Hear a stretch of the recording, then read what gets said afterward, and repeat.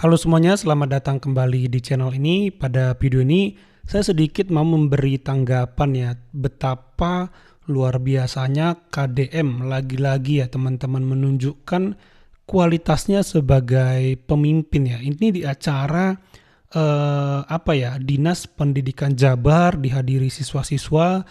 Jadi ketika di atas panggung KDM mengundang seorang emak ya yang sudah nenek-nenek usianya sudah 80 tahun di sini sebagai seorang petani atau pedagang sayur ya. Saya kurang mengerti istilah karena bahasa Sunda ya sebagian, tapi sebagian besar saya paham. Nah, yang luar biasanya itu KDM ya yang saya kagum di sini itu mendemonstrasikan nilai-nilai yang harus dimiliki seorang pelajar, langsung membawa seorang yang bisa diteladani, yaitu ibu-ibu usia 80 tahunan itu. Ya teman-teman, inilah saya bilang kecerdasan seorang KDM dalam memimpin ya.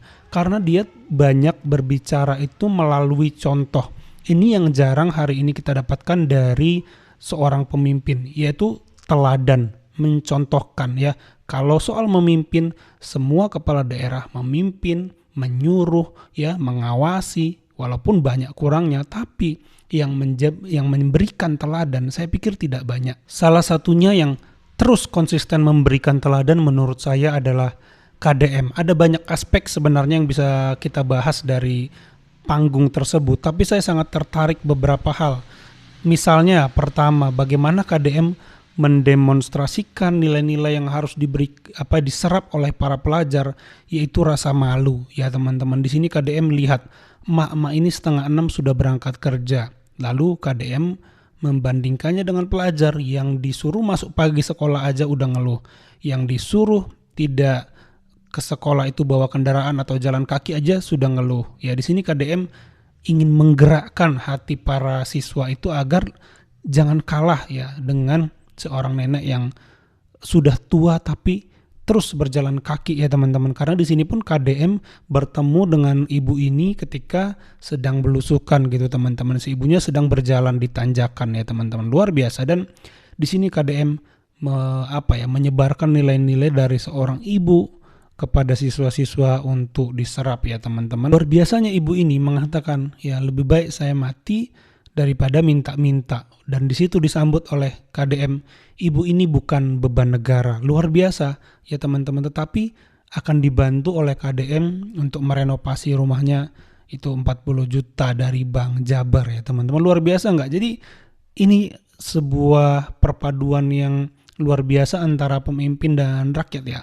Ya jadi saya KDM ini benar-benar di panggung itu menunjukkan bahwa dia itu tidak settingan dalam kedekatannya dengan rakyat. Karena kalau ini settingan ya, orang yang settingan itu pasti ada rasa canggung ya, pasti gagap ya, pasti tidak alami pembawaannya. Tapi karena KDM ini terbiasa berinteraksi dengan rakyat, jadi sangat terasa hubungan itu, relasi atau interaksi itu alami, dan ini enak untuk ditonton teman-teman. Jadi improvisasinya ketika bercengkrama dengan rakyat di panggung itu, terutama dengan ibu ini, itu alami dan enak sekali dilihat ya teman-teman. Saya mau sharing ya, kenapa KDM ini menurut saya pemimpin yang bisa dan wajib diteladani ya, karena dia tidak hanya memimpin ya. Saya di sini lagi-lagi mengambil dari ya buku favorit saya kalau masalah kebijakan publik ya, tapi di sini ada bagian tentang karakter pemimpin ini dari buku Public Policy-nya Dr. Yan Nugroho ya.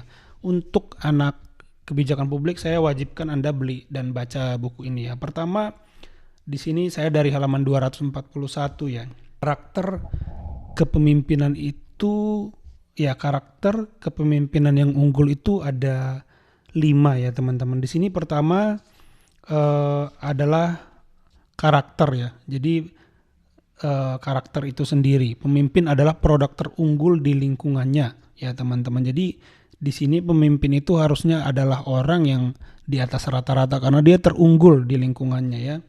Jadi di sini dia harus punya konsep akan masa depan ya, kompetensi ya teman-teman, dan kekuatan jaringan ya. Kita lihat KDM memiliki semua itu. Dia pernah jadi DPR ya, pernah jadi bupati, dan kekuatan jaringannya di masyarakat juga sangat bagus ya teman-teman. Lalu kedua adalah kredibilitas ya teman-teman. Di sini kita lihat KDM punya kompetensi ya, ketenangan batin ya teman-teman. Lalu suatu reaksi memberikan emosi yang tepat dalam berbagai masalah ya teman-teman, dan itu sangat baik. Lalu ketiga adalah nilai ya. Tugas kepemimpinan itu adalah mengkreasikan nilai sepanjang waktu, artinya membuat perbedaan dalam organisasi atau masyarakat yang dia pimpin ya teman-teman. Lalu keempat adalah keteladanan ya, seperti yang kita sudah lihat dari KDM ya, rajin turun ke bawah. Ini adalah bentuk keteladanan sederhana tapi sangat signifikan dampaknya ya teman-teman ya. Karena keteladanan juga menurut buku Dr. Yan Nugroho ini adalah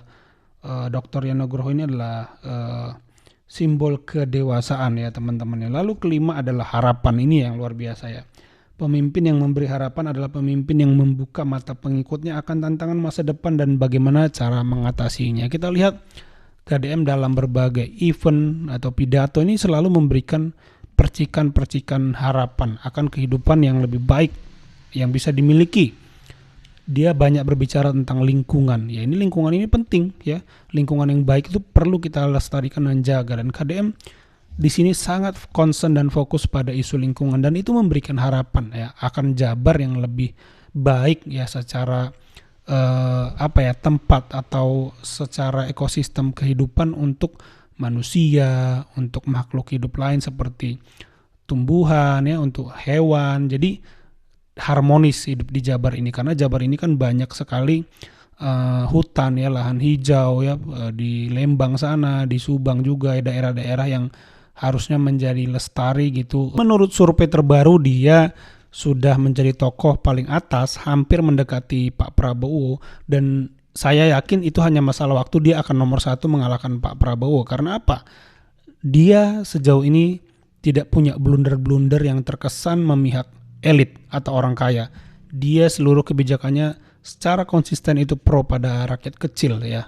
Berbeda dengan Pak Prabowo yang sering sekali membuat blunder dalam pidato, bahkan selalu berbicara kenaikan pejabat di awal pemerintahannya, kenaikan gaji DPR, lalu juga PGN yang lagi disorot karena diisi oleh para latar belakang militer. Jadi saya yakin ini hanya masalah waktu. KDM ini akan cepat sekali menyusul, dan saya yakin punya potensi jadi presiden ya teman-teman. Luar biasa ya teman-teman ya. Ya, kalau menurut teman-teman bagaimana? Coba tambahkan di kolom komentar. Itu saja pendapat saya. Terima kasih yang sudah menyimak sampai selesai. Sampai jumpa di video saya selanjutnya.